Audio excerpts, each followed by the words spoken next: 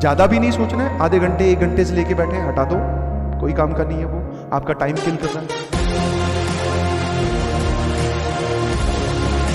Syllabus तो आगे बढ़ ही रहा है, उसके साथ आप आगे बढ़ पा रहे हो कि नहीं, उसके साथ पीछे मत रहिए, पैरेलल मूव करिए प्लीज। समझ में आया? हाँ, क्योंकि आप पीछे रहोगे तो पीछे ही रह जाओगे, ये हमेशा ध्यान रखना। आप ऐसे समझोगे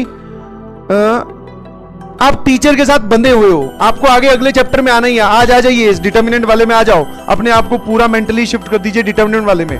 मैं आपके मन की स्थिति जान पा रहा हूं, सर मेरा तो कॉम्प्लेक्स नंबर का होमवर्क छूटा हुआ है, मेरा तो कॉम्प्लेक्स नंबर का होमवर्क छूटा है। मैंने कहा कोई बात नहीं, जितना हुआ वो ठीक है, जो तेरा छूटा हुआ है होमवर्क, उसमें से पहली चीज नोट्स और लेक्चर नहीं बचने चाहिए, डीपीपी कंप्लीट होनी चाहिए। उसके बाद में आप ये जो हमारे पास एक्सरसाइज 3 एक्सरसाइज 4 कंप्लीट करो और आगे बढ़ो। और अभी भी अगर ज्यादा बचा हुआ तो टाइम निकालकर पहले उसको कंप्लीट कीजिए। और जो लोग आज से डिटर्मिनेंट का होमवर्क कंप्लीट करो, जहां से मिल गया बस वहीं से आगे पैरेलल, क्लास के पैरेलल चलने की कोशिश करो, बिकॉज क्लास के पैरेलल चलोगे तो आप में कॉन्फिडेंस, आपकी स्पीड और आपकी चीजें वाइंड अप होती हुई आपको दिखाई देंगी। अगर आप पैरेलल नहीं मूव करोगे तो सर एक तो स्पीड घट जाएगी, दूसरा चीजें बिखरी हुई दिखाई देंगी। और सर क्लास के पैरेलल रहने के लिए हमें आज में ही टाइम निकालना पड़ेगा। आज अपना टारगेट बना के ही चलिएगा कि सर ने ये जितने होमवर्क दिए हैं क्वेश्चन और डिटर्मिनेंट हमें समझ में भी आ गया है, आसान सा चैप्टर है, हम ये सॉल्व करके ही जाएंगे, सॉल्व जरूर करूंगा ही करूंगा।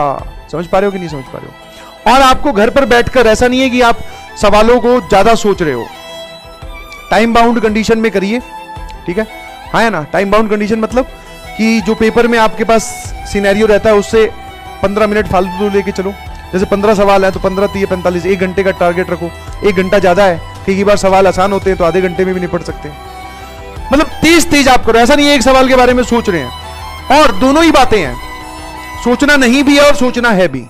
नहीं सोचना मतलब ज्यादा नहीं सोचना है, आधे घंटे से सवाल पे अटके हुए, भैया आधा घंटा वेस्ट कर दिया तूने, उस सवाल की इतनी इंपॉर्टेंस नहीं है, क्योंकि उस आधे घंटे में तू और चीजें कर सकता था, वो इंपॉर्टेंट ज्यादा है। मेरी बात समझ रहा है?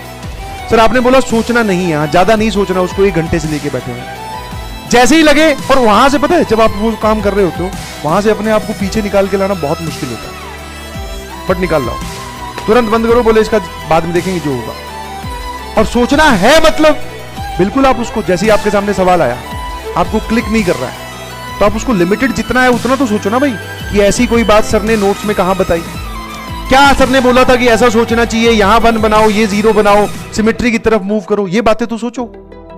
तू ऐसे देखेगा सीधा ही, मतलब तू तो अब उस हिसाब से अगर रिएक्ट करोगे तो फंस जाओगे ना। तुम ऐसे देख रहे हो सवाल की जैसे तुम्हें 15 साल हो गए मैथ्स पढ़ते हुए, हो गया, ऐसे थोड़ी होगा, पन्ने पलटने पड़ेंगे कॉपी के भैया। समझ पा रहे हो? तो दोनों बातों के बीच में बैलेंस बना के चलिएगा। ज्यादा भी नहीं सोचना है, आधे घंटे 1 घंटे से लेके बैठे, हटा दो, कोई काम का नहीं है वो, आपका टाइम किल कर रहा है। और ऐसा भी नहीं है पहली बार देखा नहीं आता डाउट पूछ लूंगा, ये भी गलत है।